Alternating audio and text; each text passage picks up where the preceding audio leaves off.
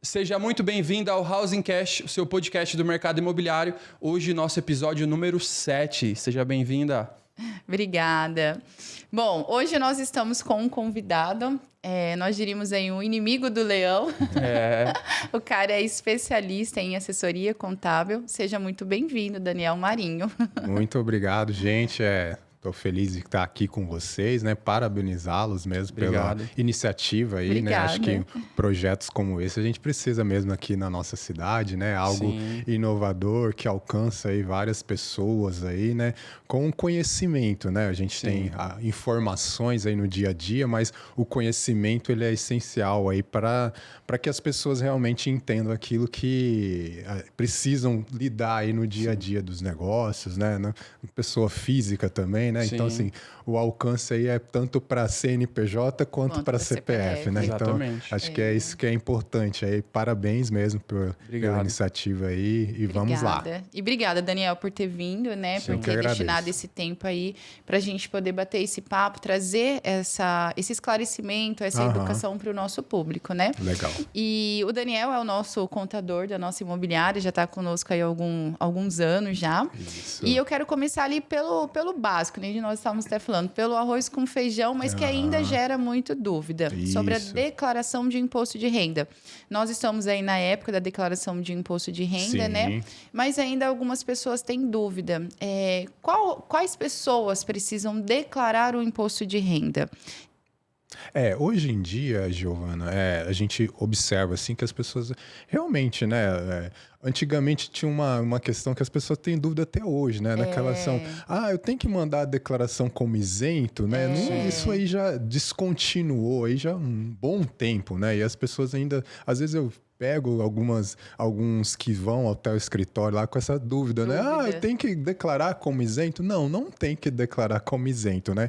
O governo estabeleceu lá um mínimo lá, o que eu preciso declarar. Então, hoje aqui, né, nós, por exemplo, a gente precisa declarar quem ganha mais de 30 mil e pouco de rendas tributáveis. Essa vamos dizer assim, a faixa de corte ali, isso né? Isso anual, né? Isso anual, isso mesmo, bem colocado. Então, assim, quem ganhou no ano X acima de R$30.561, renda tributável, tem que declarar. Eu recebi uma doação lá, uma herança acima de R$40 mil. Ela é isenta de imposto de renda, mas eu tenho que declarar. Eu tive algum problema aqui, eu saí aqui do meu emprego, agora eu estou aqui, eu estou conseguindo aqui novos negócios, agora eu estou trabalhando aqui, fui trabalhar com bolsa de valores, day trade lá, né, os famosos traders. E aí, eu tenho que declarar. Então, e aí, quando a gente volta para o setor imobiliário, algumas questões são básicas. Por exemplo, a pessoa tem bens. Qualquer bem dela que seja acima de R$300 mil, ela é obrigada a declarar. Mesmo ela pode não ter movimentação alguma, ela pode não ter tido renda, pode não ter tido alguma doação recebida, mas se ela eventualmente tem um bem dela, no nome dela, acima de R$300 mil, ela é obrigada a declarar. Mesmo que seja doação, por exemplo. Mesmo herança. Que seja doação, isso mesmo. Então, o fato ali é o bem. Eu comprei um apartamento esse ano, mas ele é, R$200 mil. Então, para ano que vem, eu não preciso declarar esse apartamento, porque ele está abaixo dos 300 mil. Isso, e é um conjunto, né? Elas são uma sequência. Então, assim, às vezes a gente até, alguns clientes lá ficam com essa dúvida, por exemplo, eu tenho o bem, né? Mas eu não movimentei aquele ano. Por exemplo, eu tenho um bem de R$500 mil lá que eu recebi de doação lá ou de herança, mas eu não tive movimentação, eu não trabalho, acontece muito isso com herdeiros menores, aqueles herdeiros que estão ali numa faculdade, ali só estão estudando, por exemplo. Ocorre muito isso. Eles não têm renda, o pai que sustenta, mas já tem um bem, né? Os pais lá já fizeram aquela doação em vida, né? Então já vão fazendo essa estruturação ali patrimonial. Então, assim, eles já têm um bem. Então, ele é obrigado a declarar, mesmo que não ou qualquer outra movimentação. Mesmo que seja menor de idade e que também não tenha uma renda, né? Isso. Mas tendo um patrimônio ali que seja por herança, doação. É usual que os menores de idade normalmente são dependentes dos pais. Sim. Então, assim, o pai ou a mãe que for declarar já tem que observar. Se o menor tem um bem no nome, tem que inserir na declaração, normalmente. Ótimo. Mesmo como dependente, nesse caso. Mesmo como dependente, entendeu? Então, não necessariamente por ele ser dependente, ele também não precisa fazer essa declaração do bem que ele recebeu ali. Isso, precisa declarar. Tá como dependente. Tem que declarar. Isso mesmo. É porque às vezes as pessoas pensam na declaração somente para movimentação, né? Isso, não é. E, por exemplo, a nossa área é imóveis, né? Mas a gente pensando até em questão de bens como automóvel também entra nisso daí, né? Isso, qualquer tipo de bens. Os usuais, né? São imóveis e veículos. Os mais usuais. Quando você fala, você tem um bem? Eu tenho imóveis e veículos. Mas daí o automóvel, ele entra também nessa mesma faixa de valor, os 300. Isso, entra na mesma faixa de valor. Mas uma questão... Então, a nossa meta de vida é declarar um bem, um carro acima de 300 mil. Pro ano que vem. Isso aí. Amém, Eu tenho orgulho de fazer essa declaração. Mas assim, você tocou num ponto muito importante.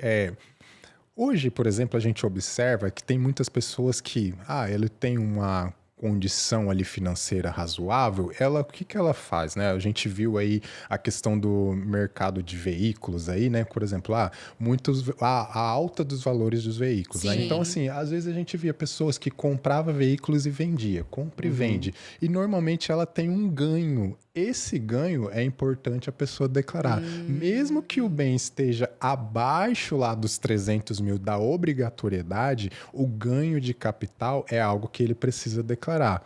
Então, assim... Isso até a gente já separou essa pergunta também em relação à venda, né? Do compra e venda dos imóveis. Legal. É algo que a gente vai falar um pouquinho mais para frente. Mas ainda na questão da declaração. Por exemplo, eu tenho a minha... pessoa física, e a Giovânia tem a dela, pessoa física. Existe também a declaração em conjunto? Existe. Nesse caso que a gente é casado, né, no cartório, ali no papel, a gente também teria essa possibilidade? Qual é a vantagem, desvantagem? Quando é necessário, quando não é? Legal. A declaração em conjunto, ela só é recomendável, por exemplo, eu tenho... um dos cônjuges ali, eles não trabalham, ou eles não têm renda. Um depende do outro, entendeu? Entendi. Isso é o mais comum de você declarar um dependente, porque... Mas daí, nesse caso, essa declaração conjunta se torna o dependente, então? Isso, porque assim, o conjunto é exatamente isso. Né? Qual que é a dependência dessa pessoa? Então, quando você declara um dependência, ele tem um hall lá de situações que você deve vincular aquele dependente. Grau de familiaridade.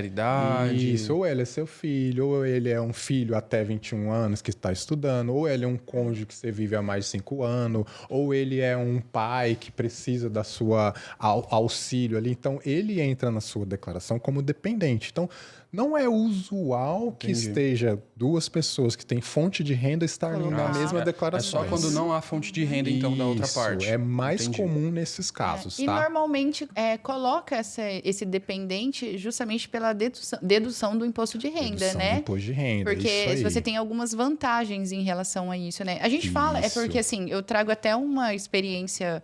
familiar, porque a minha mãe era de uma certa forma dependente dele, mas ele não colocava ela como dependente. E a gente falava, pai, coloca, porque você vai ter ali, né? Consegue restituir um valor. Ele falava, não, eu não vou colocar, porque na cabecinha dele, a minha mãe teria, de uma certa forma, posse das coisas dele ali. Dos bens. Porque é o pessoal mais antigo, né? E realmente, ele nunca colocou mesmo ela sendo dependente dele. A declaração de imposto de renda, né? Aí ela é mais um mecanismo ali de apoio, né? Vamos dizer assim, nessa situação que você citou aí do seu pai, né? Porque independente ali, né? Numa eventual necessidade, os bens dele estão declarados ali, né? Então, assim, é muito mais pelo regime do casamento do que pela declaração, né? Mas ele, assim, é porque o pessoal mais antigo, né? E como ele trabalhava no Estado, de uma certa forma, é obrigatório mesmo, não tinha como ele fugir disso. Mas todo mundo falando, e mesmo assim ele não colocava ela. E até entrando nessa questão do propósito da gente estar aqui, né? Da informação. Então, assim, de repente, não tinha uma obrigatoriedade em relação ao trabalho, mas não tinha, de repente, uma assessoria. Alguém que sentava e falava assim, seu João, olha só, como que é lá na casa, o que está acontecendo, entender todo o contexto para daí, de certa forma, E isso é muito interessante orientar. o que o Leandro está falando, porque na época quem fazia a declaração de imposto de renda do meu pai era o próprio pessoal que trabalhava ali com ele. Falava, seu João, eu vou fazer para o senhor. Eu te ajudo, né? E isso acontece muito, porque a gente fala, não, é só para eu declarar ali. A pessoa fala, não, eu declaro para você, me paga tanto e eu faço. Às Então, vezes isso é faz até para não interessante. trazer algum erro ou alguma situação prejudicial para a empresa, mas daí não está olhando plenamente para o colaborador, né? Exatamente. Eu costumo até comentar assim que é a oportunidade fiscal que você Sim. tem. Então, cada declaração, ela tem essa oportunidade. Então, voltando um pouquinho no caso do seu pai ali, por exemplo, se ele simplesmente só inserisse o nome da esposa dele ali, ele já tem um abatimento na declaração, só pelo fato de Sim. inserir o nome, E né? ele Como que pagava dependente. ainda o plano de saúde dela. Então, tem imagina. várias deduções, né? Então, assim, hoje você tem as deduções médicas, né? Médico, plano de saúde, psicólogo, fonoaudiólogo, né? Então, são as deduções que mais reduzem a base de cálculo, né? A instrução, ela tem também a sua permissão de dedução, só que ela é limitada a um certo valor. Então, assim, se você gasta 50 mil aí de educação, mas ela só tem um limite de 3 mil e pouco. Então, assim, independente Então, se você para gastar mais... cada setor ali que você tem essa dedução, existe essa regra aí de um fator ali limitante. O limite é só para instrução. Então, assim, a pessoa faz uma pós-graduação ou faz algum tipo de graduação que seja paga ali, Sim. então ela tem essa necessidade mesmo ali de informar ali na declaração, mas ela tem um limitador, né? Infelizmente, ela Isso tem para a esse parte da limitador. saúde também? Não, a saúde é ilimitada. Então, se você sim. gastar 50 mil reais de saúde, você consegue abater os 50 mil reais ali. Legal. Então, esse é um ponto muito importante. Então, às vezes, quando a gente entra lá para fazer uma análise na declaração, a gente já questiona principalmente gastos com saúde, né? Hoje em dia, principalmente a questão pessoal, a questão mental, né? Então, tem muitos gastos com psicólogos, né? Então, essa área... Psiquiatra. Então, assim, são áreas que realmente, E a assim, medicação, tem dedução. eu também consigo ou não? É só Não. questão de consulta mesmo? É, só consultas médicas, né? Alguns hospitais, o que eles fazem, né? Algumas clínicas também, eles já inserem na nota fiscal a medicação. Por exemplo, você vai fazer um procedimento cirúrgico. Você tem várias medicações que você toma. Então, ali eles já te enviam um documento fiscal com um procedimento completo. Nesses casos, você consegue inserir na declaração. Legal, mas não, por exemplo, você vai numa farmácia, por exemplo, você compra um medicamento, você consegue deduzir. Infelizmente, ainda não tem essa possibilidade. Porque quando a gente fala na questão de psicólogo, psiquiatra, você tem assistência e normalmente você tem que entrar com uma medicação. E esse custo ele é mensal. Isso. Só que infelizmente não consegue. não é possível, né? E até na questão da educação, é só para pós e faculdade, né? Curso ele não entra, né? Curso, dependendo do tipo de curso. Curso de inglês não entra. Os cursos que entram é mais aquele de especialização. Por exemplo, eu sou contador, fiz uma especialidade numa área de tributos para agronegócio. Aí esse tipo de curso eu consigo instruir, inserir lá na declaração, entendeu? Legal. E falando ainda sobre o prazo da declaração. Hoje a gente tem aqui um prazo até dia 31 de maio. Isso. E você citou a questão da declaração isenta, né? Hoje a gente lida ali com alguns clientes que ele fala, eu declarei, aí a gente vai olhar, é isento. E hoje o banco não reconhece aquilo como renda, né? Então não é uma renda formalizada. Aí tem a tal da retificação lá. Pensando no cliente que perdeu o prazo, vamos imaginar que ele queira comprar um imóvel ali em junho. Certo. Ele vai precisar fazer uma declaração, ele vai ter que pagar uma taxa, uma multa para fazer. E também tem a questão ali da retificação. De repente, o cliente não tem uma renda que é compatível com o imóvel que ele quer, ele coloca ali aquela declaração, faz a compra do imóvel, aí depois de um período ali, 1, 2, 3 meses, ele faz uma retificação e abaixa essa renda e, de repente, é uma mudança ali até considerável. O que isso pode ocasionar em relação ali ao cliente, né? Futuramente. Muito boa essa sua pergunta, né? Infelizmente, né, a gente lida com esse tipo de situações ainda, né? Pessoas realmente que usam a declaração só para aquele determinado fim para, vamos dizer assim, ele não declara 100% da sua renda. Às vezes ele ali, até né? tem a renda que ele declarou, a movimentação é compatível, só que ele já não tem o histórico de declarar. Aí ele fala, não, mas na minha movimentação vai passar. Então vamos imaginar que a movimentação dele seja 10, só que ele precisa ter uma renda de 8 ali. Aí ele vai e declara 8, só que o histórico dele é de declarar isento. Aí ele faz a compra do imóvel, depois de 2, 3 meses ele coloca para isento ali. Aí, tem como isso? Não tem? Isso é ruim, é bom? Isso é ilegal, né? Primeiro, né? A gente tem que ser bem assertivo aí nas colocações, porque assim, hoje a pessoa, né, usa, né, um documento, né? Qual que é o documento formal que ela utilizou? É esse documento aqui que ela está utilizando, né? Esse documento em si, o que ela precisa, né? Ela pegou esse documento e levou até uma assessoria imobiliária a vocês, e vocês utilizou esse documento para ela usufruir de um benefício ali da renda que ela precisava. Beleza.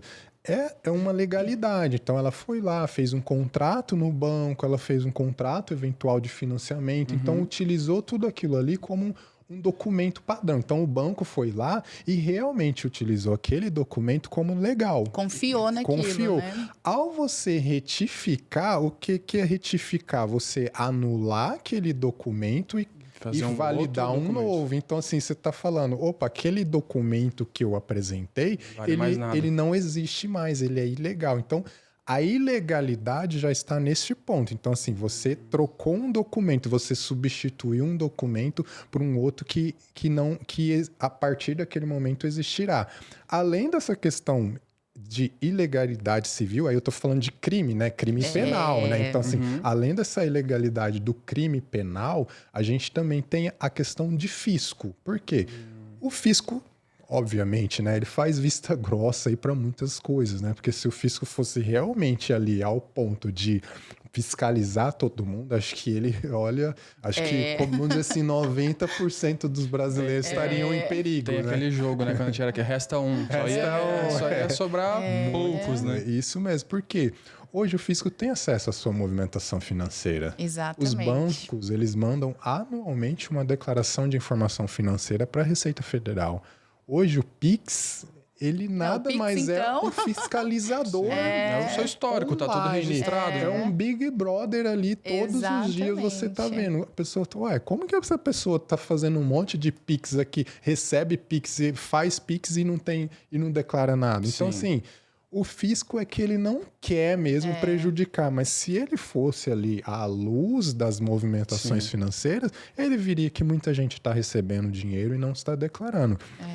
O ônus da omissão da receita, ele é muito caro. Então, assim, você, por exemplo, usando o seu exemplo ali, a pessoa tem uma movimentação de 10 mil reais e não declara. Ele vai pagar 75% de multa de 10 mil.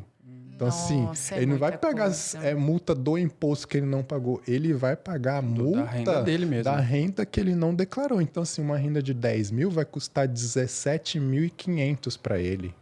Entendeu? Então ele paga, além da renda, a mais, né? Ele vai ter uma multa ali a mais de 7.500 e fora o imposto. Então, assim, é algo gigantesco que as pessoas, infelizmente, risco, não têm esse entendimento. Então, eu sempre falo lá para os clientes do escritório, olha, a gente precisa declarar 100%. Se você não deseja, mas a gente recomenda. O legal é declarar 100%. E ainda tem casos que, por exemplo, ele fez a declaração, vamos imaginar um proporcional ali, porque quando a gente fala de isento, eu até fiz a conta aqui, vai dar uma média de 2.000, quase 2.600, né? 2.500 e um pouquinho, hoje né? Tá nesse... Isso. Aí vamos imaginar que ele fez uma declaração ali de 3, então até aí tudo ok, né? Não tá isento, tem a renda. Só que ele precisaria de uma renda um pouquinho a mais. Só que ele já fez essa declaração. Certo. Aí, então, ele anula aquele primeiro documento. Identifica. E ele faz um novo documento, agora considerando uma renda de 5 mil. Sim. Eu já presenciei casos, né, do correspondente falar assim, agora eu solicito a declaração original do cliente. Porque ela vem ali, né, descrito, né? Retificação. Qual que é o número da retificação? Então aí, isso é óbvio, né? Não são todos os correspondentes, não são todos os bancos, mas nesse caso em específico, ele solicitou, falou, ó, o gerente está solicitando a declaração original. Então, peça para cliente a declaração original, o recibo original, tudo certinho, do primeiro documento, até para fazer essa... E aí, de certa forma, foi uma questão pessoal, né? Eu considero. Porque cada agência, o gerente de cada agência ele vai responder por si, né? Pela tua agência. Isso. Então, ó, na agência da Giovana tá passando algumas coisas nesse sentido. Ó, do Daniel tá passando assim. Isso. Então, eu acredito que nesse caso ele quis se resguardar em relação a qualquer problema futuro. E ele falou assim, tá, eu solicito, então, a declaração original do cliente junto com o recibo. Ou porque ele identificou, né? Que havia alguma alterou coisa... muito, né? Porque a Caixa em si, que a gente trabalha bastante com Minha Casa Minha Vida, ela consegue identificar, assim, essas movimentações. Porque ele é meio que manada. Né? Então, ó, deu certo aqui. Aí eu já mando, ó, deu certo aqui, deu certo aqui, deu certo aqui. Então, quando a gente vê, a cidade inteira tá fazendo o mesmo movimento. Sim. Então, fica muito perceptível ali para quem tá do outro lado. Então, falou, ó, tá fazendo isso. E aí já vem ali um aviso, né? Uma orientação falando, ó, situações que acontecer isso, não vai passar. Que é essa questão da declaração. Essa caixinha preta que o próprio banco tem, né? Que ele vai alterando ali o perfil. Inclusive, nós estamos na época da declaração de imposto de renda, então quase todos os financiamentos que nós estamos fazendo, ele tem ali a participação da declaração de imposto de renda e que, inclusive, está vindo muito condicionado ali. E nós estávamos até debatendo em relação a isso. Eu falei, certamente é por conta da declaração, porque o banco sabe que essa época vem muita São gente... rendas que, de certa forma, não são verdadeiras, né? Reais. Então, ele diminui ali o seu poder de financiamento, porque entende que talvez essa renda não já seja... está superior do que, de fato, é a sua movimentação. Mesmo.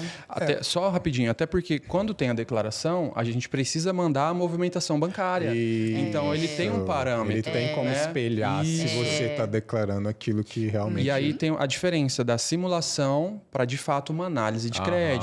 Então, uma coisa é eu simular para você, Daniel, vou fazer uma simulação para você com a tua renda de 5. Isso. Aí dá esse cenário. Agora eu vou simular aqui como se fosse 8.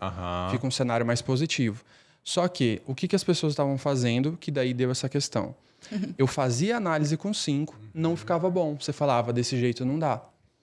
Aí eu falava, tá, mas você fez declaração, né? Então vamos retificar? Aí eu fazia a simulação depois...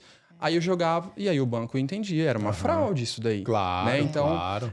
A orientação era, não faz avaliação se a renda não for compatível. Porque se você mudar depois, aí a chance dele é de ser reprovado.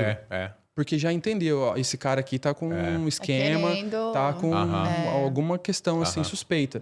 Então, aí é que é a questão, né? Fazer a simulação antes de já de fato encarar uma avaliação, uma análise, para daí você tentar resgatar ali e resolver alguma questão que vai ser mais prejudicial do que...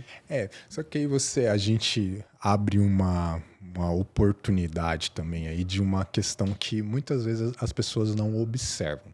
Por que uma pessoa não declara aquilo que ela movimenta, né? Primeiro ponto. Já começa por aí, né? Primeiro assim, vamos dizer, se fosse uma pessoa que nem... Às vezes eu acompanho lá pessoas... Puxa, eu preciso de uma renda de X, Y, Z para eu apresentar lá para o banco aumentar o meu limite.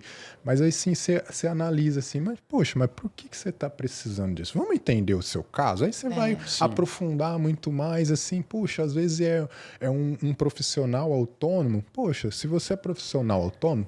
Dá uma olhada aqui na lista de atividades que tem lá no microempreendedor individual. Por que você não abre um CNPJ lá no meio? Até a próxima pergunta pra gente. Compensa para um corretor ele ser MEI?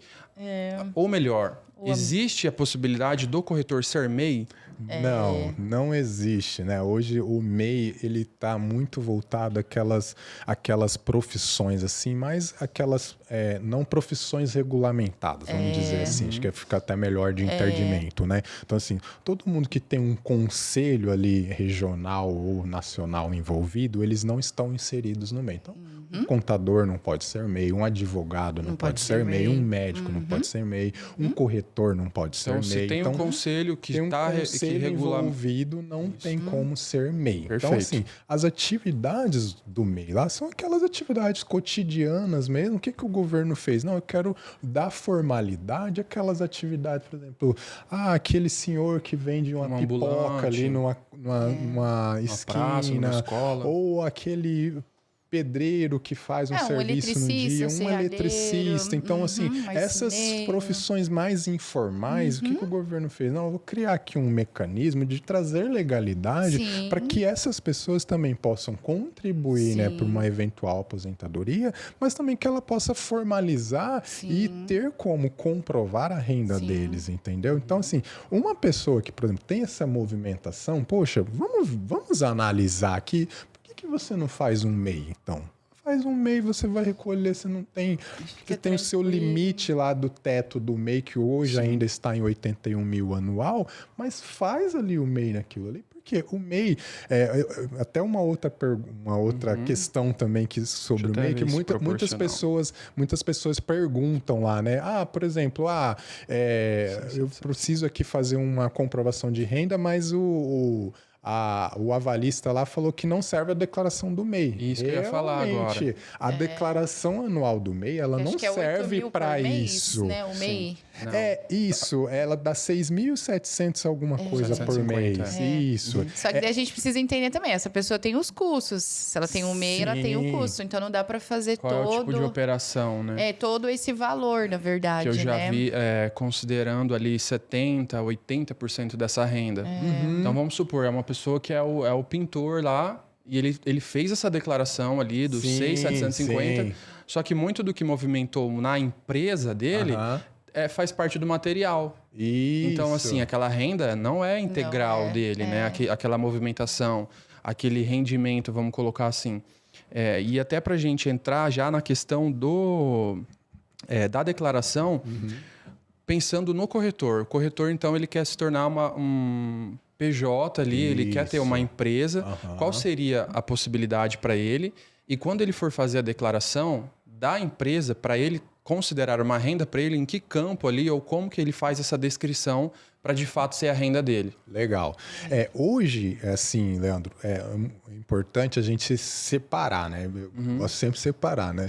CPF é uma coisa, CNPJ é outra coisa totalmente diferente. Então, hoje, por exemplo, toda a renda que um sócio ali, um proprietário da empresa, ele recebe, seja de prolabore, seja como distribuição de lucro, a distribuição de lucro ela é isenta de imposto de renda. Então, assim, na pessoa jurídica, ele vai ter o pagamento do imposto sobre a nota fiscal que ele emite, isso tudo certo. Quando ele vai para a pessoa física dele, se não for o prolabore, por exemplo, normalmente as pessoas colocam lá um mínimo de prolabore, lá, um salário mínimo só para questão de previdência social. Apenas isso. Tudo que vem depois disso, que a gente chama de distribuição de lucro, ele é isento de imposto de renda. Então, assim, ele é isento da tributação do imposto de renda. Mas entra como renda para a pessoa física. Como renda lá na pessoa física. Só que lá ele lança como isento. Então, assim, ele vai lá lançar. Então, vamos usar números aqui para ficar mais... Vamos dizer, a pessoa teve um faturamento na pessoa jurídica dele de 100 mil reais. Foi lá, recolheu os impostos em cima desses 100 mil reais. Desses 100 mil reais lá, ele pegou um valor lá, vamos dizer, dos 100 mil reais, 10 mil reais foi... 12 mil reais foi de... Distribuição de lucro. De prolabore. Prolabore. Tá. Aí ele declara lá como tributável 12 mil reais e vamos dizer que 80 mil reais foi de distribuição de lucro. Então, como que ficaria essa situação na pessoa física dele? Ele ia declarar 12 mil reais do prolabore como renda tributável, que também não vai gerar imposto porque está abaixo dos 30 mil lá, e o restante, os 80 mil reais, ele vai declarar como isento. Então, assim, a tributação dele praticamente foi tudo na pessoa jurídica. Então, ele ficou tributável na pessoa jurídica, enquanto na pessoa física não teve tributação. E nesse caso, Daniel, para eu comprovar uma renda ali para um banco, eu tenho um MEI ali, eu sou um advogado, por exemplo, e eu fiz essa distribuição aí. Eu somo essas duas rendas na hora da comprovação ou eu só considero a distribuição de lucro? a distribuição de lucro e o Prolabore, né? Tem que somar elas, então. Tem que somar para informar na declaração de imposto de renda. Então, o que é a declaração de imposto de renda? Aí volta naquela questão das obrigatoriedades. Tenho renda tributável, eu tenho renda isenta, né?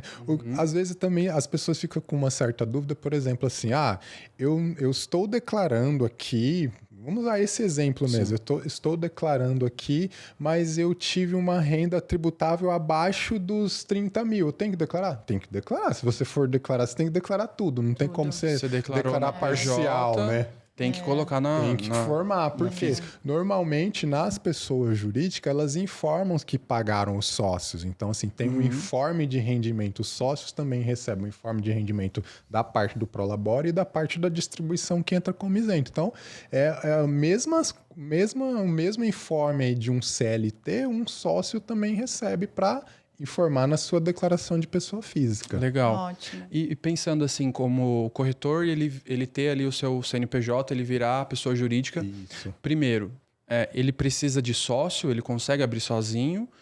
E ainda, de repente, eu saí de uma imobiliária ou eu comecei agora, já quero ter o meu negócio.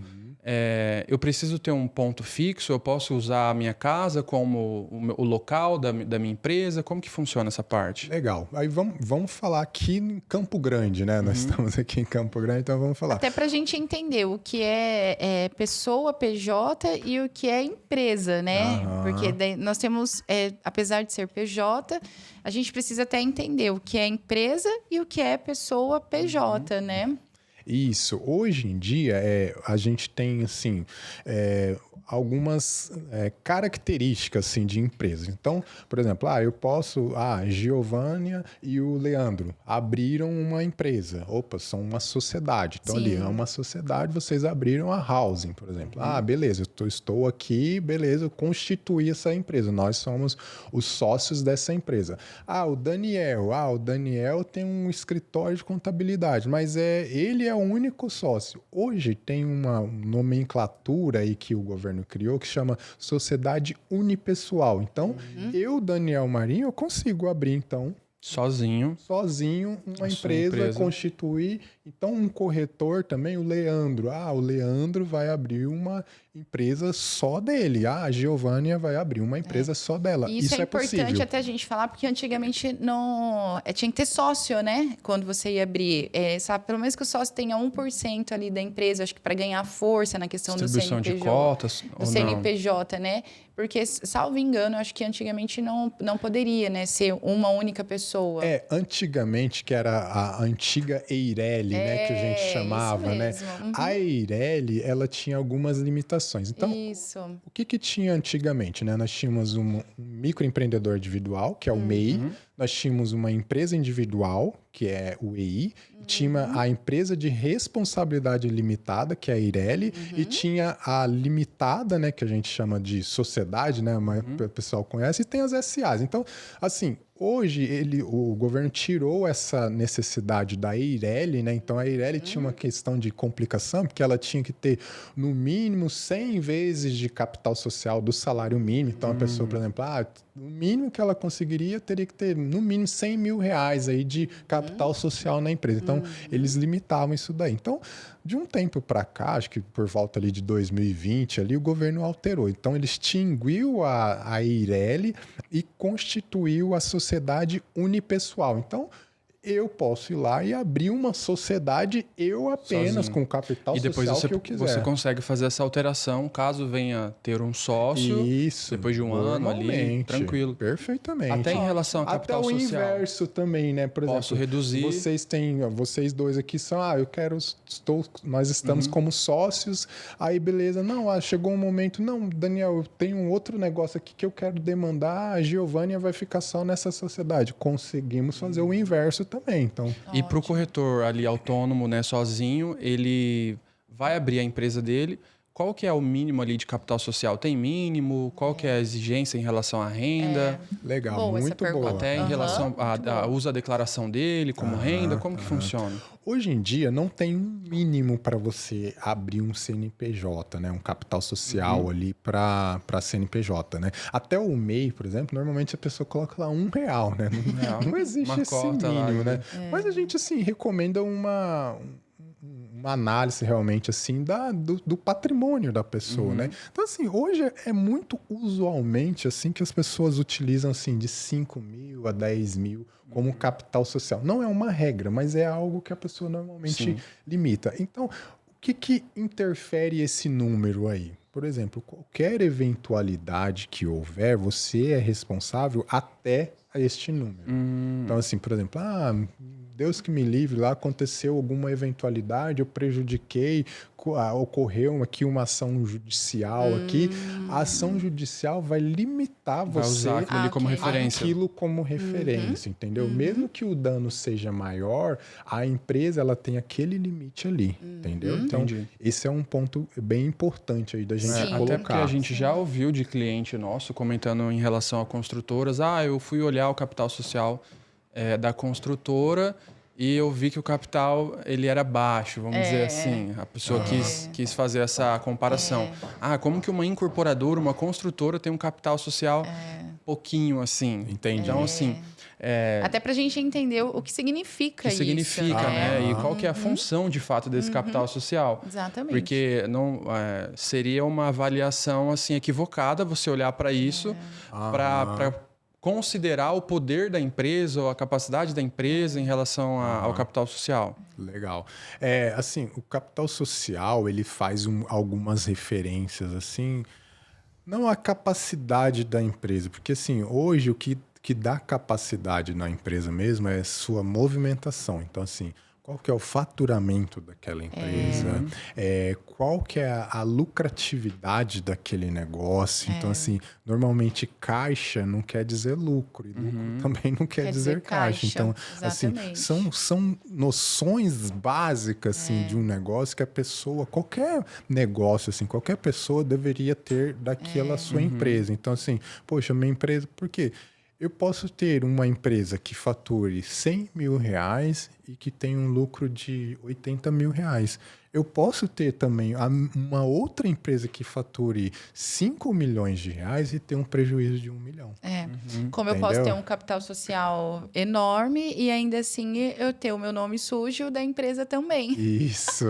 Então, porque assim, também já peguei casos da pessoa, ela quer... Porque a gente também trabalha com locação, né? E às vezes ela quer alugar pelo CNPJ, aí você vai fazer ali uma avaliação. O capital social da empresa é enorme, mas os sócios e a própria empresa ela está negativada. Sim. Então, só para a gente até entender que isso, de fato, não quer dizer muita coisa. Isso. Mas para a gente entender o porquê você precisa ter esse capital social, né? Qual é a vantagem, a desvantagem e o sentido de ter o capital social da empresa, né? E ainda se tratando, então eu sou corretor, eu posso abrir ali a minha empresa. Pode. Na questão eu posso, sócio, eu devo, até como corretor. Sociedade, repete o termo, sociedade unipessoal. Unipessoal, certo. Então ali eu abri a sociedade unipessoal. Isso. Agora eu tenho um CNPJ. Perfeito. E eu tenho Cresce, pessoa física. Isso. Obrigatoriamente eu preciso ter um Cresce jurídico. Nesse caso. Na sociedade unipessoal, existe até algumas questões, porque quando você é uma sociedade unipessoal, a gente está falando de uma pessoa, entendeu? Então existe... ele responde pela física, vamos dizer assim. Isso. Então, existe muitos conselhos que não, vamos dizer assim, não fazem essa dupla cobrança. Porque, por exemplo, eu sou Daniel Marinho da DM Contabilidade. O meu conselho, ele não vai cobrar, por exemplo, do Daniel Marinho e da DM Contabilidade. Mas agora, se você traz outras pessoas para trabalhar com você, outros corretores que não são sócios, mas aí são seus associados, parceiros, enfim... Nesse caso, obrigatoriamente, eu preciso ter o Cresce jurídico. Uma sociedade, ele entende que aquilo lá é um negócio não pessoal apenas. É um negócio já abrir para o mercado, onde várias pessoas estão contribuindo para aquele negócio. Então, entendi. Então, você tem uma responsabilidade tem a sua determinação. Por isso que você acaba tendo que pagar, talvez... Essa duplicidade, né?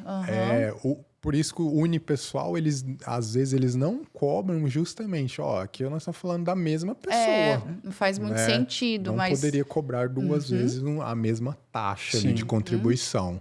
E normalmente, qual que é o prazo, assim, para que o corretor consiga abrir ali o CNPJ dele? Legal. Hoje, né, até voltando lá, você falou do local também, né? Hoje, por exemplo... se eu quiser usar a minha casa como o endereço do meu CNPJ, né? Hoje, assim, o governo já facilitou muito, né, o nosso dia a dia, né? Tem o GovBR que ajuda você a assinar várias coisas. Então, isso aí trouxe mais praticidade e agilidade no negócio. Então, antigamente você tinha que ir lá, pegar a assinatura da pessoa, ir lá no cartório, um fiscal na residência, firma. Não tinha antes? Tinha também essa questão da fiscalização in loco. Então, hoje já não tem mais isso. Então, assim, hoje o governo dá mais confiança, né, e dá mais credibilidade ali à pessoa que está fazendo aquele negócio, aquela abertura ali. E para quê?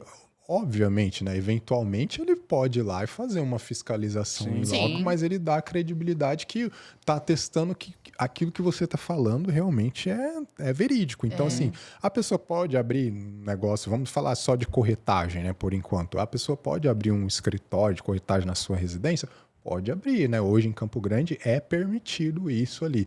O que não pode, por exemplo, aqui em Campo Grande é condomínios residenciais. Por exemplo, eu moro num apartamento... Só em casas individuais, então. Eu quero abrir meu negócio lá. Não pode, porque aí precisa de uma ata lá dos síndicos, dos condôminos, fazer uma assembleia autorizando. Então, assim, eu até falo que não pode, porque é tão burocrático você fazer isso. Então, assim, eu já falo, não, é melhor não fazer, entendeu? Então, assim, tem essas questões. Então, voltando à sua pergunta lá de qual que é o prazo, hoje o prazo é muito rápido. Então, assim, hoje, sei lá, se você tiver com a documentação muito correta ali, 24 horas, 48 horas, rápido, é muito rápido a abertura de uma empresa hoje. Da primeira coisa que vem na cabeça, é algo demorado. Esse processo, até fazer tudo isso. Hoje, ainda mais esses segmentos, né, que, por exemplo, não precisa daquela fiscalização para você normalmente você não recebe pessoas, vocês vão até as pessoas, né? Então, assim, você não vai receber visita lá na sua casa, você não precisa ter um espaço. Obviamente, você vai ter ali um local, mas aquele local é justamente para você ter um ponto de referência da sua empresa do que normalmente ali você vai prestar o seu serviço, entendeu? Então, é mais nesse contexto. Entendi. Ótimo. Aí tá. Eu abri, então, meu CNPJ e agora eu coloquei vocês dois aqui para trabalhar comigo. Vocês são os corretores associados. O que eu vejo assim na cidade hoje que tem muita dor em relação ao corretor que ele é pessoa física, dele não ter acesso às construtoras, às incorporadoras, porque sempre vai tratar de empresa para empresa, porque tem a questão da nota e tudo mais. Então agora eu tenho a possibilidade de emitir nota, eu consigo receber, eu consigo comercializar esses produtos. Isso aí. Legal. E agora vocês trabalham aqui comigo e você vende um empreendimento X, ela vende o Y e quem recebe sou eu como imobiliária, né? Agora como escritório, empresa ali, CNPJ. Tem o desconto dessa nota. Então, eu faço o repasse ali para vocês. Isso. A partir desse momento que vocês receberam, já com esse desconto que é feito pela imobiliária, vocês, né, no caso, também precisam pagar esse imposto? Como que funciona? Sim, é muito boa essa sua pergunta, né? Assim, hoje a gente tem muitas dificuldades porque uma pessoa que eu vou usar o termo de associativo, né? Porque ele não é um associado, porque ele não é sócio ali do seu negócio, né? Então, se ele for um corretor associativo ali, que ele está ali dentro, inserido do negócio, mas ele não tem a participação societária ali, ele vai receber uma remuneração ali pelos honorários ali da prestação de serviço dele. É como se fosse uma de pessoa física normal. Então, assim, o que ocorre nesses momentos é assim, vamos dizer assim, uma bitributação. Por quê? A imobiliária recebe ali a comissão daquele negócio, ela já é tributável como pessoa jurídica. Quando esse corretor associativo ali, ele vai receber também a parte dele, que já tem o desconto lá dos impostos da imobiliária, ele também deveria lançar isso como renda tributável lá no imposto de renda. Porque, por exemplo, dele. se vocês venderam hoje, em abril, então, na declaração do ano que vem, vocês precisam colocar esse valor que já foi descontado para ser tributado. Porque vamos supor, eu como empresa vou declarar você, porque eu paguei ali o imposto. É que não necessariamente você, né? Porque já foi descontado da incorporadora, né? Porque a incorporadora... Tem o repasse E aí é em cima desse valor. É, o repasse líquido já. Isso. Só que daí se eu não declaro, eu vou ter problema porque a outra parte falou. Provavelmente a outra parte declara, entendeu? Então, exatamente. esse que é o ponto. Esse que é o ponto. Hoje em dia, né, o que a gente normalmente recomenda, né, nesses casos? Aí vai muito mais de um acordo aí de negócios, né? Por exemplo, usualmente, assim, qual que seria a legalidade? Né? Que todos os corretores fossem CNPJ. Todos eles, independentes. Isso então, é muito assim, importante. Isso é importante falar. Porque, vamos lá, eu vou dizer, usando o seu exemplo ali. O seu exemplo, o que aconteceu ali? Vamos dizer, ele teve você como pessoa jurídica lá, imobiliária, teve um desconto e ele também vai sofrer um desconto lá de pessoa física. Se ele fosse também um CNPJ, ele poderia muito bem, né? Você emitir a sua parte da nota fiscal, você ficaria, e ele emitiria a nota fiscal dele. Então a gente tem que já estaria dentro daquele valor que ele vai ser, entre aspas, perdido, né? Vamos dizer. Isso, ele daí não precisaria. O repasse líquido seria líquido para ambos. Mesmo. Porque o imposto do PJ é menor que o muito físico, menor, né? Muito menor. Corretor hoje, no Simples Nacional, que ele tenha uma renda aí de 15 mil por mês, ele vai pagar 6% de imposto. Sim. Diferentemente, essa renda de 15 mil por mês lá na pessoa física, ela já começa na alíquota nominal de 27,5%. Isso que eu ia falar, 27%. Então, sim, é muito desproporcional, entendeu? Que, inclusive, até na época, quando a gente até entrou em contato com o Daniel, era justamente por conta disso, por conta do imposto. Porque a gente falou, não, Daniel, como que a gente vai fazer? Né? Muita diferença. É muita diferença. Aí até a nossa primeira reunião foi justamente para esclarecer em relação a isso, a questão do imposto como pessoa física, o imposto como pessoa jurídica. Porque, é claro, quando nós abrimos o nosso CNPJ, de fato, era só eu. E era justamente, não tinha o movimento, não tinha as vendas que nós temos hoje, mas era justamente já se adiantando em relação ao que iria acontecer e quando acontecesse, de que forma nós poderíamos já agir. Então, até essa questão de abrir um CNPJ, ter o contato com um contador e não só apenas uma pessoa que ali no tempo do imposto de renda vai fazer a sua declaração, ele é muito importante. Porque é uma prevenção, na verdade. E além da prevenção, é você conseguir já construir um futuro. Porque daí você já consegue, olha, então quando eu estiver ganhando tanto, vai ser isso. Você já consegue ter o seu passo. Visibilidade, né? Exatamente. Então, às vezes, o que a pessoa entende como um dinheiro talvez perdido com o computador, quando na verdade não é. Não é perdido. Então, a recomendação é que você não procure o contador só... Se você é físico, né? Só nesse período de declaração. E se você já se tornou PJ, ele tem seu CNPJ, é que você tenha essa assessoria. Exatamente. Não, por uma situação, agora eu fiz uma venda grandiosa e agora eu preciso... Agora eu quero ver o que vai acontecer, que eu vou receber um valor muito grande. Lembra o seguinte, se você já virou empresa, precisa fazer parte do setor da tua empresa. Então, tem que agir como empresa, agir como empresa. Agir como não é só querer ganhar vantagem em diminuição de imposto, não. É contribuir de um modo geral, né? Então, fazer a engrenagem girar. Exatamente. E a gente fala muito em relação a isso, porque daí você fica pensando, vou pagar meio ou um salário mínimo para o meu contador só para ele fazer a minha declaração de imposto de renda? Não, gente, não é muito além muita disso. Coisa, muito além, o contador e o advogado, a partir do momento que você se torna empresa, ele tem que estar dentro dos seus custos ali. Tem que fazer parte do negócio. Exatamente. Né? E pensando assim, porque isso a gente leva mais em consideração na diminuição ali de imposto, né? Mas também de ter acesso a essas incorporadoras, como eu citei. Agora, vamos imaginar o corretor que ele não trabalha com esse tipo de segmento. Ele não trabalha com lançamento, com empreendimento. Então, para ele, de certa forma, não precisa ser CNPJ. Ele não tem essa necessidade latente. Mas eu vendi o teu imóvel, né? Vendi para a Giovana aqui. E você é o proprietário e ela é a compradora e você me pede o recibo. Isso. E aí? Eu não tenho CNPJ, eu peço o recibo, você me pede o recibo, eu tenho que fazer um recibo ali, né, da prestação do meu serviço. Esse recibo eu preciso declarar. Sim, sim. Porque senão seu cliente ele vai cair na malha fina, né? Porque é um cruzamento de informações, né? Alguém pagou, alguém recebeu. Então, assim, se alguém que pagou declarou, alguém que recebeu tem que declarar. E aí, nesse caso, eu, sendo pessoa física, eu fiz o recibo para você, declaro, aí eu entro naqueles 27. Entra nos 27,5. Exatamente. É muita de coisa. alíquota nominal, né? Então, assim... E assim, não se engane. Se a pessoa que... Se você vendeu o imóvel da pessoa e ela pediu o recibo, é porque ela vai declarar. Certeza. Ela vai declarar. Isso aí é notório. Então, assim, a gente vê a relação, né, de corretor que não gosta de trabalhar empreendimento porque a comissão é menor, né? Porque tem a diferença ali da revenda de 5% e dos empreendimentos 4%.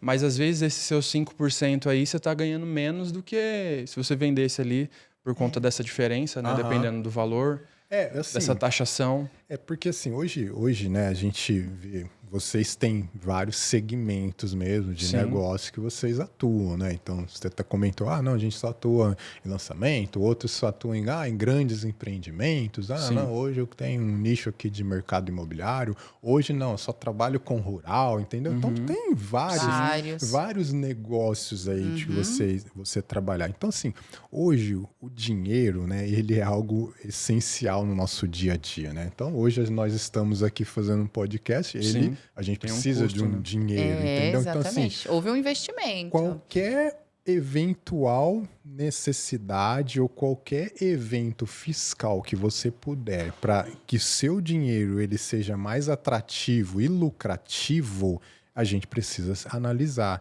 E muitas das vezes uma assessoria ali, um especialista nessa área vai te ajudar a segmentar aquilo que realmente, por exemplo, eu estou fazendo aqui em grandes segmentos aqui, eu trabalho só com grandes negócios. Beleza, trabalho com grandes negócios. Vamos oportunizar esse seu grande negócio aqui? Por exemplo, acontece muitas vezes também, por exemplo, o advogado. O advogado, ele tem ali, puxa, peguei uma causa aqui que vai vai fazer o ano ali.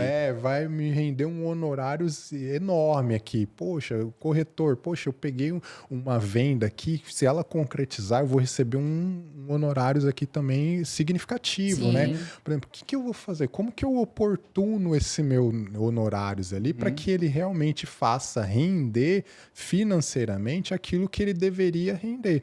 Aí você precisa de uma assessoria realmente para dizer, olha, vamos por esse caminho aqui, no caminho da pessoa jurídica, embora ela tenha custos mensais, ao longo do tempo, ao longo dos anos, ela é muito mais vantajoso do que uma pessoa física, entendeu? Exatamente. E aí é justamente esse olhar de você não olhar só o agora, né?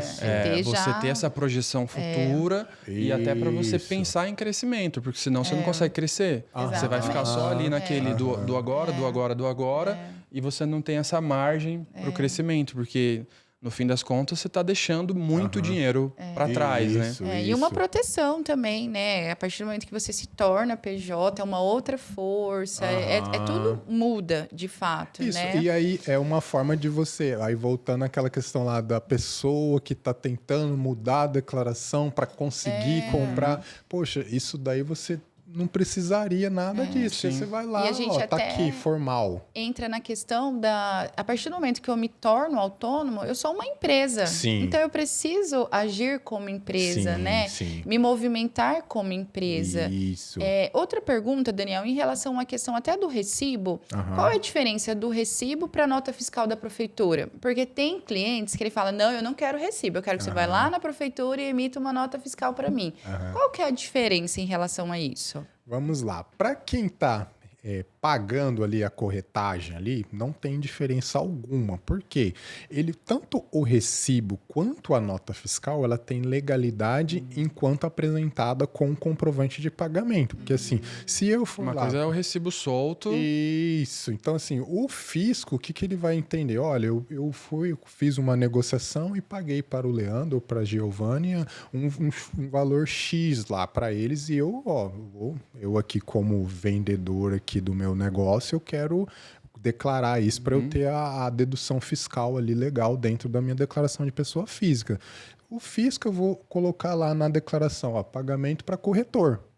Vou inserir o CPF e vou inserir o valor que eu paguei. Se eu fiz referência a um recibo, a alguma nota fiscal, ele é um documento que dá legalidade e, juntamente com o comprovante de pagamento, Já assegura. já Ok. assegura que aquele negócio ele aconteceu. Isso para quem está pagando, né? Então, beleza. Agora, para quem recebe, qual que é a dificuldade da nota fiscal e do recibo? A nota fiscal, quando você vai lá na prefeitura, ela já tributa o ISS. Então, assim, nós vamos Já voltar ficou lá uma na parte alíquota lá. dos 27,5%. Eu tenho uma alíquota nominal de 27,5%, eu já tenho uma alíquota efetiva ali da prefeitura de 5%. Opa, se eu for somar tudo que eu Tudo vou pagar isso. de imposto, então assim, Tá aí você recebendo tem que... metade. Por isso que é importante o corretor ter esse entendimento, porque só ali no negócio dele ali que ele vai receber uma comissão, se ele for lá na prefeitura, ele já está perdendo 5% da comissão dele, entendeu? Sim. Então assim, é ele explicar e validar, olha, você lá na sua declaração, você vai informar o meu CPF, E pronto. o valor, você colocando o recibo e o Sim. comprovante tem validade Mas fiscal aí para qual isso. corretor que tem esse entendimento? Não, mas né? eu São falo poucos. isso até por uma questão mesmo. Já aconteceu comigo, eu fazer a venda, aí o proprietário falou, tá bom, eu quero que você vá na prefeitura. Eu falei, não, eu vou fazer um recibo. Não, eu quero a nota da prefeitura. Eu expliquei pra ele, e mesmo assim ele quis. Ainda eu falei, ele tá me fazendo perder um monte de dinheiro por uma... Não tem necessidade. Mas é até bom a gente falar em relação a isso, porque às vezes a pessoa acha que a validade é só a nota fiscal da prefeitura. Não, E que o recibo ele não tem esse poder todo, né? Aqui não é só o recibo, né? Precisa estar acompanhado ali do comprovante. Isso, porque é o recibo e o comprovante que ele dá validação. E assim, a validação, ela nem ocorre no momento da declaração.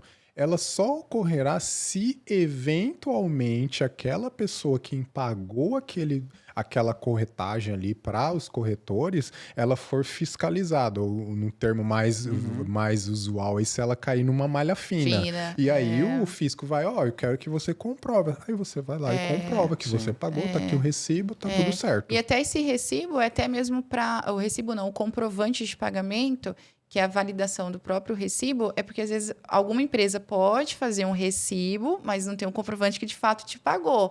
Aí cai ali na malha fina e fala, não, mas eu não recebi nenhum dinheiro dessa empresa. Que é até a questão da malha fina, né? Pra gente ter um entendimento ali. E até é importante, né? Até auxiliando aí os corretores, né? É importante ele dizer que o cruzamento olha, só vai dar problema para você se eu não declarar. Eu tô te dando um recibo, então eu vou declarar obrigatoriamente, isso daqui, entendeu? Então para você tranquilizar seu cliente, é falar isso, o único problema que você terá é se eu não declarar. Então estou te dando um recibo, eu vou declarar, você não terá nenhum problema. Legal. Tá? E partindo já para a questão de venda de imóvel, né? Tem muita... Eu até estou fazendo pós-graduação, eu tive uma aula de sucessão patrimonial, então eu estudei um pouco sobre a questão de... Até de holding também, enfim. A gente vai entrar nisso, mas pensando ali na venda do imóvel, né? Hoje a gente sabe ali do valor que... tem algumas regrinhas ali, valor do imóvel, dias se você comprar um outro imóvel para não ser considerado ganho de capital.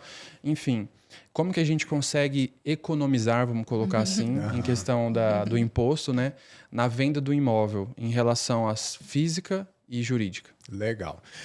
Hoje, né? Vamos dizer assim, vamos segmentar essa sua pergunta aí. Por exemplo, hoje uma pessoa mais comum, né? A gente vê aquele brasileiro que tem um único imóvel. Sim. Então, hoje, por exemplo, eu tenho aquele único imóvel, poxa, eu quero comprar um imóvel melhor aqui, né? O que a Receita pergunta para você na declaração? A declaração normalmente é uma pergunta, né? Você recebeu aqui de pessoa jurídica nesse ano? Sim, coloca o valor. Você teve gasto mais? Sim, coloca o valor. Então, assim, ela vai perguntar, você vendeu o seu único imóvel? Esse daí é uma pergunta muito importante. Por quê? A Receita, ela dá isenção para quem vende um único imóvel até 440 mil. Então, assim, eu tenho lá um único imóvel meu. Vou vender esse imóvel. Poxa, eu comprei ele por 200, estou vendendo ele por 400. Opa, eu tive um ganho de capital aqui de 200 mil reais. Sim. Poxa, e agora? me ferrei. Vou ter que pagar imposto. Vou ter que pagar o imposto de 200 mil. Não, a Receita, se você tem um único imóvel, você pode vender esse imóvel e você terá a isenção ali normalmente Graças do seu a Deus, imposto, né? lá. Aí volta a questão. Qual que é a minha obrigatoriedade? Poxa, eu tive um evento aqui, um recebimento de uma renda isenta acima de 40 mil? Tive, porque o ganho de capital ele é isento em 200 mil. Então, eu tenho que declarar lá que eu vendi meu único imóvel e o ganho de capital de 200 mil que eu tive, eu vou lá e declaro ele lá que eu recebi isso daqui, eu não tenho tributação em cima disso. Sim. E aí uma forma para eu não precisar declarar, se eu comprar um outro imóvel logo em seguida, existe essa regra também do prazo? Legal. Aí, vamos lá dando continuidade aí à sua pergunta. A segunda regra aí são os 180 dias. O que é a Receita Federal? Vamos dizer que essa pessoa que vendeu esse imóvel de 400 mil não tem um único imóvel, tem vários imóveis lá. Então, qual que é a regra aqui? Então, beleza, vamos falar lá do exemplo que eu dei dos 400 mil. Ela tem um ganho capital de 200 mil. Esse daqui vamos dizer assim, é um gatilho assim, que muitas pessoas não observam. Por exemplo, a Receita Federal, ela não quer saber dos 400 mil. Ela quer saber dos 200 mil. O que você está fazendo com os 200 mil do ganho de capital? Então, às vezes, chega lá no escritório, puxa, eu vendi o meu imóvel de 400 mil, mas eu vou comprar um outro de 300 mil. Mas e os 100 mil? A Receita não quer saber dos 100 mil, ela quer saber de 200 mil. Então, se você comprou um imóvel de 300... Se você já materializou ele, né? 200 já está ali dentro. Então, você não precisa se preocupar com que era o seu aporte os 100 mil. Para entrar no imóvel melhor, vamos considerar. Então, assim, há essa eventualidade que, poxa, eu tô aqui com 200 mil, mas o meu gasto aqui foi bem maior. Comprei um imóvel maior, mas eu vendi um imóvel por 400, comprei um de 300. Aí eu vou ter que tributar esses 100 mil? Não vai ter que tributar os 100 mil, porque os 200 mil de ganho de capital você utilizou para comprar um imóvel de 300 mil, entendeu? Aí tá, mas aí vamos considerar. Teve ali um lucro dessa operação que a pessoa fez, não é considerado ganho de capital, porque seria só os 200, ele já se materializou, comprei um imóvel de 300, só que eu tinha vendido o meu por 400. Esse 100 que ficou na conta ali, não tem problema. Não tem problema, porque os 200 que gerou de ganho de capital, eu só preciso parte dele falar, esses 200 eu já destinei a um novo imóvel. Perfeito. Independente se o valor é acima ou não do valor porque seria o ganho, os 200, vamos lá, né? Eu usei o exemplo, ficou 200, mas o 200 que você adquiriu o imóvel, ele sempre foi seu. O que a Receita quer saber, os 200 que você teve de ganho de capital. Então, assim, o ganho de capital eu peguei e comprei um outro imóvel de 300 mil. O que é o prazo lá dos 180 dias que todo mundo fala?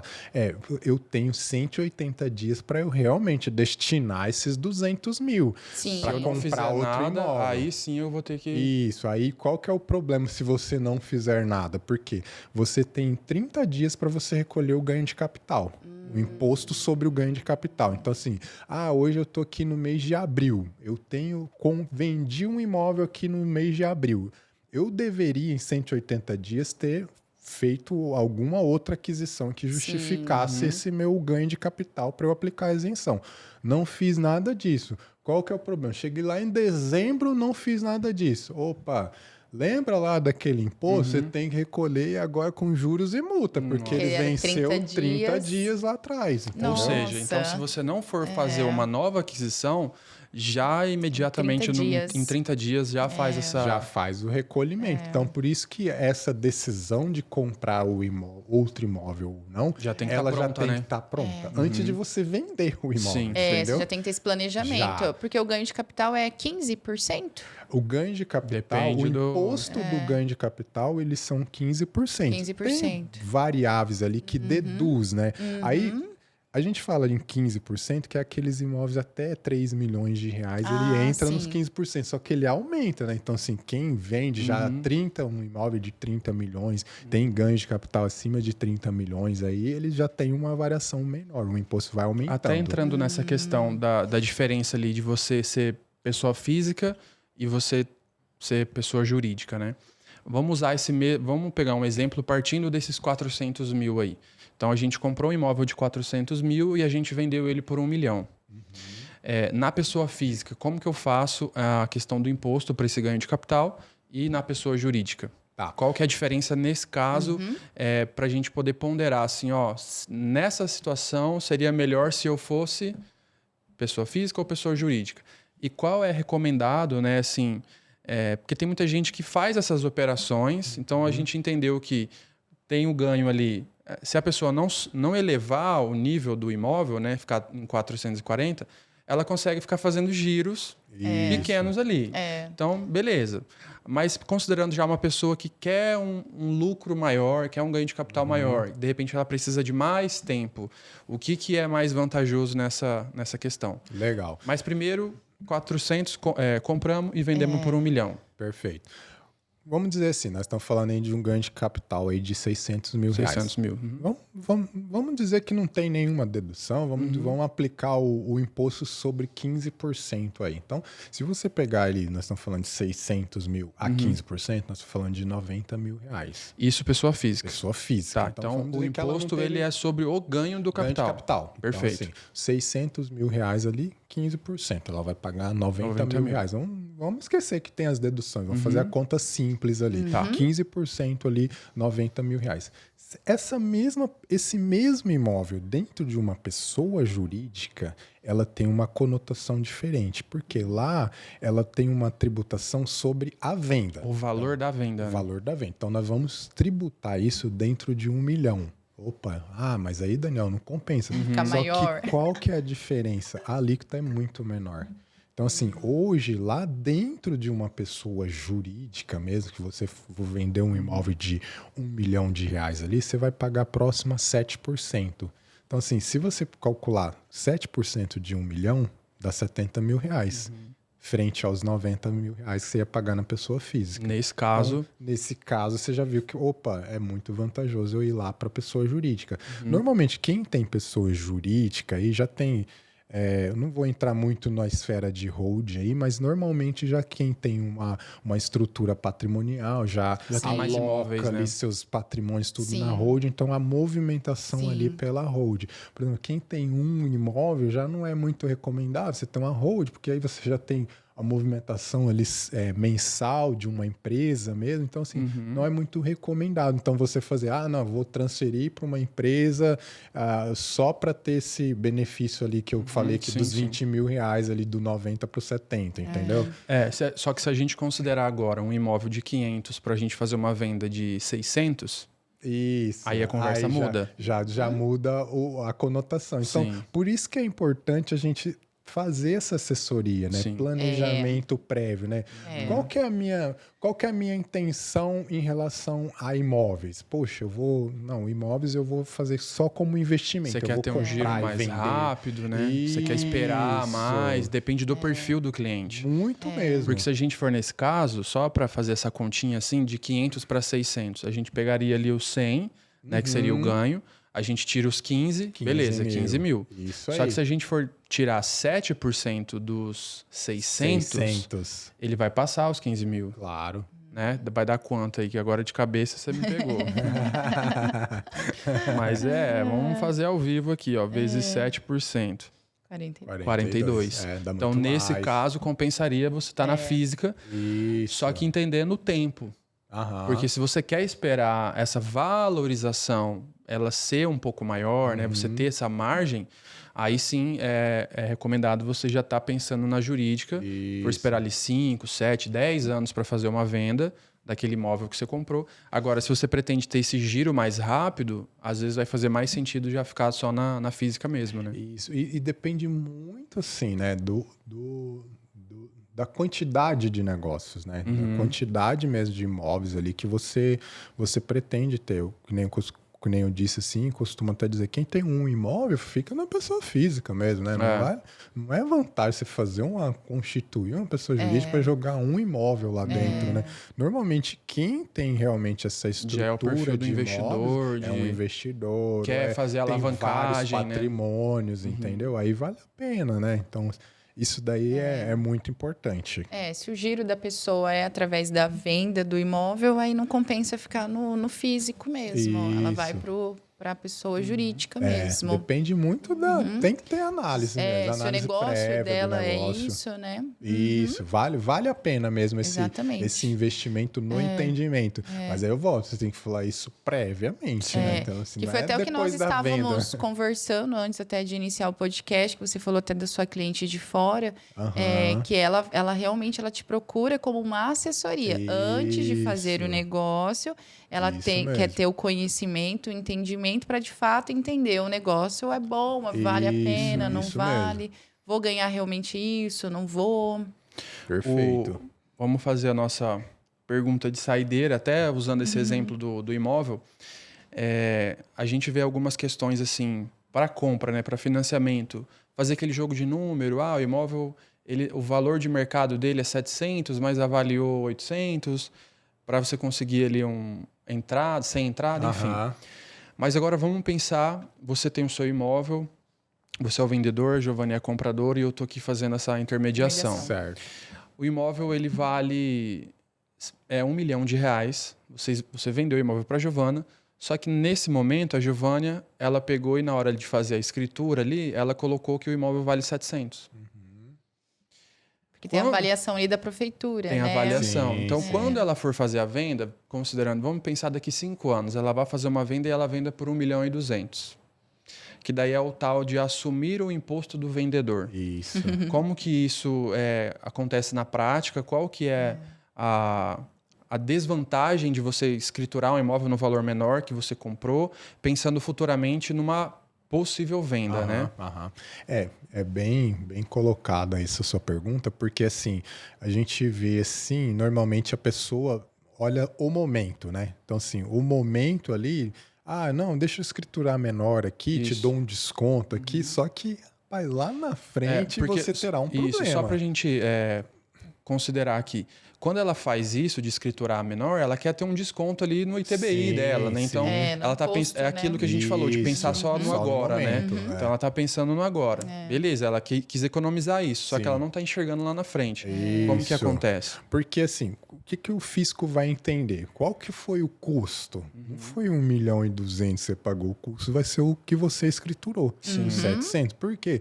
Daniel, mas eu vou colocar lá que eu paguei 1.200.000. Só que a imobiliária, ela declarou que você pagou 700. O cartório, ele foi lá e também declarou que você pagou 700. Quem que vai ter mais peso aí? Você, eles dois ou você? Então, assim, não, o fisco vai olhar, mas você pagou 700, não foi 1.200.000. Por que você está declarando aqui que você pagou 1.200.000, está vendendo por 1.200.000? E, assim, é natural, qualquer imóvel, assim, o imóvel ele só valoriza. Desvalorizar é uma eventualidade lá que você vai vender um imóvel abaixo de valor de mercado, entendeu? Então, assim, ou do que você pagou. Ou do que você pagou. Então, assim, não tem como a pessoa falar assim, eu comprei 1.200.000 e vendi por 1.200.000. É chamar muito a atenção do fisco, entendeu? Porque nesse caso, vamos imaginar numa possível venda, o ganho de capital dela seria de 500.000. Sendo que ela pagou 1 milhão, só que ela quis fazer ali o ITBI dela, fazer o registro dela por 700 para ter essa economia. Só que na hora da venda, para ela colocar esse imposto nesse ganho de capital, é sobre os 500. Quer ver um outro caso análogo a esse que você falou? Eu já presenciei casos assim lá no escritório também, de financiamentos. A pessoa vai lá e fala assim, olha, o imóvel ele vale 500, mas eu fui lá e falei que o imóvel foi 1 milhão, entendeu? O financiamento dele já sai nesse valor de 1 milhão. Daí, nesse caso a pessoa somou todas as parcelas com os juros. Isso, aí, por exemplo, ele foi lá e falou que o valor do imóvel foi 1 milhão, para ele conseguir um valor de recurso financeiro bem maior do que ele precisava. Aí o que acontece? quem vendeu ali que tá com um problema, porque quem vendeu vai ter que falar que ele vendeu por um valor super maior. E aí ele vai ter que recolher esse imposto também de ganho de capital de um valor bem maior. Então, assim, essas, vamos dizer, oportunidades ilegais, né, que o brasileiro normalmente tenta fazer, ela tem o seu ônus, em algum momento ele vai ser onerado ali por essa decisão incorreta. E isso que nós estamos falando é muito comum. Sim. Às vezes, para quem às vezes está escutando, nunca ouviu falar, enfim, mas é muito comum numa negociação ali de compra e venda, na hora de escriturar, você fala, então na prefeitura é tanto, então vamos fazer pelo valor da prefeitura. Porque existe a regrinha ali, né? Não pode ser menor que o valor de avaliação da prefeitura, pode ser superior, só não pode ser inferior àquele valor ali. E normalmente o da prefeitura, ele é mais barato do que o de compra e venda. E às vezes o vendedor tá ali na emoção querendo vender, ele fala, não vou gerar esse problema aqui, porque o cara vai ter um custo muito alto na escritura mesmo, então eu vou... Não, pode fazer, não tem problema, por mim tá tranquilo. Mas até para a gente ter esse entendimento de quais são esses problemas futuros. Realmente, na hora ali você não vai ter, mas depois... E aí entra até a questão de toda a investigação do corretor no processo. Porque se eu sei que o Daniel ele não tem pretensão nenhuma de venda, é uma coisa. Agora, cara, o Daniel ele não é de Campo Grande, ele veio de um outro estado, ele vai ficar um tempo aqui, ele não é a favor do aluguel, resolveu comprar o imóvel dele, mas pode ser que daqui 5 anos ele vá embora e ele queira vender. Porque esse é o histórico dele. E a gente tem cliente assim, né? Que a gente faz administração de aluguel, que possivelmente ele entra com o aluguel, só que ele fala, não quero ficar. Aí ele fica ali um período, 6 meses, gostou da cidade, ele já faz a aquisição do imóvel dele. Depois de 3, 4, 5 anos ele vai embora e ele fala, vou vender isso aqui, porque agora na cidade que eu for, eu vou comprar meu imóvel lá. Então ele vai também fazendo esses ganhos, né? Só que se o corretor ele não se atenta nisso, a princípio ele está favorecendo o cliente dele ali, né? Que é o comprador. Ou, na verdade, ele querendo fazer a venda mesmo, né? Pode ser que... É um valor agregado ao seu conhecimento, né? Então, assim, poxa, você acha que o cara, um cliente aí, vai lembrar de qual corretor ali? Aquele que realmente instruiu ele, que chegou depois de 4 anos. Poxa, cara, o Leandro, realmente ele já tinha me falado isso. Legal, agora eu estou aqui tranquilo nesse momento, porque o Leandro já lá atrás já me instruiu sobre isso, entendeu? Perfeito. Aí, puxa, cara, aquele corretor lá... Aquela surpresa negativa, né? Vai vir essa imagem, né? É seu nome ali que está sendo validado ali naquele momento, né? E continuando até na questão do imposto de renda, que agora a gente está falando na questão da revenda, né? Do imóvel pronto. E como que funciona a questão do imóvel na planta? O imposto de renda no imóvel na planta, ele é devido? A declaração. A declaração, sim. O imposto não, né? A declaração é bem colocado, que até esse dia eu peguei uma declaração lá e a cliente ela falou, poxa, mas o corretor falou que eu não precisava declarar isso daqui porque está em construção. Mas, gente, ali volta lá, quais são as regras, né? Se você está declarando ali, se você tem um bem, você começou a declarar, você tem um bem que você está investindo nele, você precisa declará-lo. Por quê? Por exemplo, o meu imóvel aqui, ele se tornará um imóvel declarável daqui a uns anos. Futuro. Mas você já está investindo nele nesse momento. Então, lá na declaração tem uma parte lá que coloca assim, imóveis em construção. Então, você vai lá e coloca, eu tenho um imóvel, tenho aqui, comprei um imóvel, está na planta ainda. Até vamos pra pensar nesse cenário hoje. A gente foi lá na construtora... A gente foi lá na Plainge hoje, comprou nosso apartamento, pagamos 7 milhões. Amém. Só que ele vai ficar pronto daqui 4 anos. Isso. Ano que vem, na nossa declaração, a gente tem que colocar o valor que a gente paguei durante esse ano, né? Que a gente pagou durante esse período aqui de abril até dezembro. Isso então, mesmo. Nesse período a gente colocou ali, sei lá, 100 mil reais. Então, isso tem que estar declarado. No ano seguinte, a gente colocou mais 200. Então, tem que ir fazendo isso até ele ficar pronto. Isso, por quê? Até para ter saída do seu dinheiro, né? Isso, para você justificar de onde veio o recurso, entendeu? Vamos usar esse seu exemplo aí. Um imóvel de 7 milhões, Amém. A Giovana até recebeu. Então, assim, pega um imóvel de 7 milhões, assim, vamos dizer que você tem parcelas anualizadas, aí você tem que pagar 1 milhão por ano e lá no final você vai pagar 4 milhões. você pagou em 3 anos 3 milhões de reais. Sim. Você não pode dizer que lá no futuro você vai pagar 7 milhões. Não, eu estou pagando só 4 milhões agora, porque durante 3 anos eu fui pagando anualmente R$1 milhão. Então você precisa informar isso para o fisco. Ó, tem um imóvel aqui que está sendo construído, está aqui 1 milhão. No outro ano, ó, tem um imóvel que está sendo construído, tem 2 milhões. Porque eventualmente, não deu certo o negócio, eu vou devolver. Vai ter os abatimentos lá do contrato, mas a construtora vai devolver um valor para você. E aí você vai falar, mas de onde que veio esse valor? Sim. Entendeu? Mas é isso, só considerando a não devolução, mas a possível venda no período da obra. Porque a gente tem cliente que ele trabalha nesse segmento. Ele faz o investimento ali no lançamento e aí ele compra 2, 3 unidades. Na hora que entrega o imóvel, ele vende uma, vende 2 ou deixa um para alugar. Beleza. Isso. Mas vamos considerar que ainda não entregou e são 3 anos de obra. Em 2 anos ele já teria ali um lucro ou um ganho de capital ali de, sei lá, 200 mil. Sim. E ele resolve vender. Isso. Então ele vai passar o direito para outra pessoa, seguir ali com a construtora, beleza. Nesse lucro, nesse ganho de capital, preciso também pagar o imposto ou não? Sim, normal. Também é um ganho. Isso é um ganho normal, independente do estágio. Se ele está pronto ou não. Porque mas a teve construtora, o lucro, ela vai assim declarar. como quem vende veículo. Tem que declarar. Tem que declarar. E aí entraria se for pessoa física, entra ali nos 15% sobre 15% o ganho normal. Entendi. Porque a construtora, ela declara, né? Esses clientes que compram dela, ela está declarando esse cara, né? E até a questão, que nem até o Leandro acabou de falar. Mas eu comprei, mas vendi, ganhei ali um valor.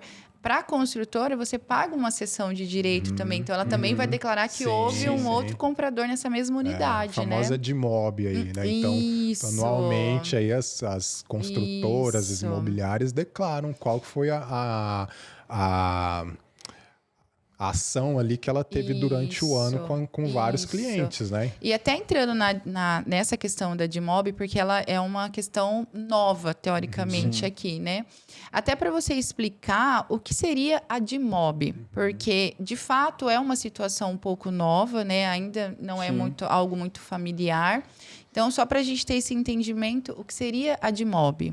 A DIMOB é uma obrigação acessória, né? Que a gente costuma dizer, igual um informe de rendimento, né? Uma DIRF, que usualmente aí a gente utiliza, né? Então, nada mais é do que eu informar ao fisco toda a transação imobiliária, seja de intermediação, seja de locação, que ocorreu durante aquele ano. Então, assim, eu sou locador, vocês são locatários. Então, eu tenho que informar para o fisco, o que aconteceu aqui durante esse ano.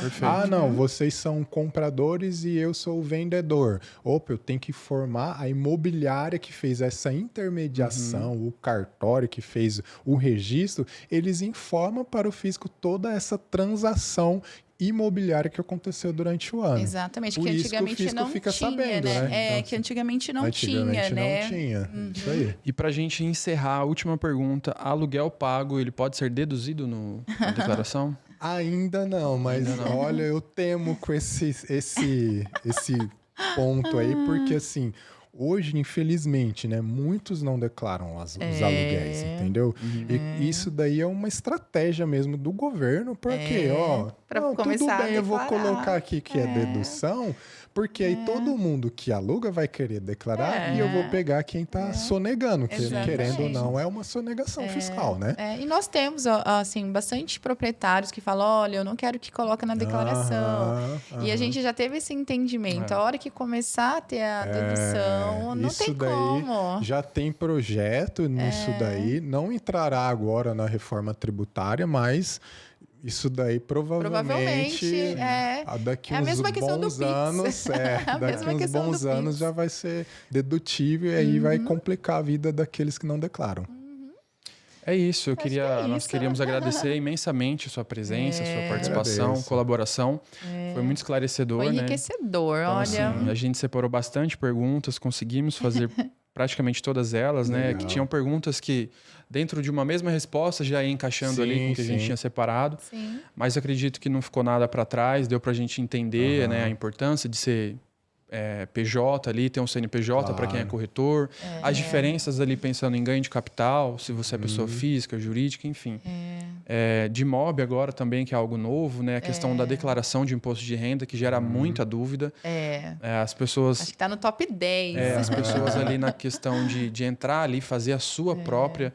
É bem complicado por falta dessa instrução mesmo. É isso. Espero que você tenha gostado, que quem está também nos acompanhando tenha gostado. Sim. Gostou do episódio de hoje? Gostei demais. Olha, obrigada, Daniel, pelo seu tempo. Eu sei que você é bem corrido, mas obrigado por ter aceitado o nosso convite e de ter trazido tanta informação, porque realmente foi um tempo aqui muito enriquecedor. Assim, só para finalizar, assim, eu costumo até dizer assim, que a pessoa, assim como a gente faz um check-up assim, anual, vou ao médico, né? Faz um check-up com o contador também, né? Vai lá, dá uma olhada assim anualmente lá, se você for uma pessoa física, vai anualmente lá, vai, conversa com ele, fala com ele quais suas necessidades, aquilo que você realmente está precisando. Você, como empreendedor aí também, aí já não vai anualmente, né? Tem que ir mensalmente, né? Fica mensalmente, cuida ali da sua saúde, do seu negócio, né? Criar um planejamento, né, anual, ali, uma previsão de como você quer o teu negócio. É fundamental você sentar ali no início do ano com o contador, desenhar tudo ali, fazer as projeções e ir acompanhando, né? Isso aí. Porque se precisar mudar alguma rota, muda, se consegue ainda ter esse tempo de correção. Porque se você esperar virar o ano ou esperar acontecer alguma coisa ruim, fica mais difícil, né? Sim. Prevenir é melhor que remediar. Com certeza. E hoje, onde que está o escritório? Só fala a localização para o pessoal, telefone de contato, quem quiser procurar, rede social. Legal. O escritório nosso hoje fica ali na Avenida Afonso Pena, né? 5723, na sala 702, né? Também a gente está nas redes sociais, aí no Instagram, DM Contabilidade, então pode nos procurar lá. Então, quem quiser também conversar um pouquinho mais, entre em contato conosco lá nas redes sociais mesmo, pode deixar uma mensagem lá que a gente entre em contato lá com vocês também. Então, fique à vontade aí, quem quiser nos procurar, até para aprofundar mais aí naquilo às que vezes identificou com alguma coisa aqui, que foi conversado e gostaria de saber um pouquinho mais, né? Isso. É isso. É isso. Agradecer novamente sua presença e a todos. Se inscrevam no canal, compartilhem esse vídeo. É um vídeo muito enriquecedor, né? Com muita informação valiosa. E até o próximo episódio. Tchau. Tchau.